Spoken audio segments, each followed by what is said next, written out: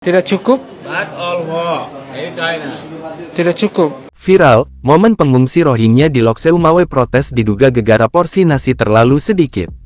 Tengah beredar sebuah video yang memperlihatkan pengungsi Rohingya protes diduga gegara porsi nasi terlalu sedikit. Diketahui, video viral ini diunggah akun TikTok @hotlisimanjuntak pada Senin, tanggal 28 November tahun 2023. Dalam video itu, terlihat si perekam menampilkan puluhan pengungsi Rohingya berada di sebuah ruangan. Mereka duduk untuk menyantap hidangan yang telah disediakan. Adapun hidangan tersebut adalah nasi bungkus dengan lauk seadanya seperti sayur dan ikan. Si perekam video viral sempat bertanya kepada seorang pengungsi. Si pengungsi itu nampak memberikan isyarat dengan tangannya, menunjukkan ukuran porsi nasi dengan tangannya. Sehingga, si perekam video viral mengira yang dimaksud adalah ukuran porsi makanan tersebut. Hah?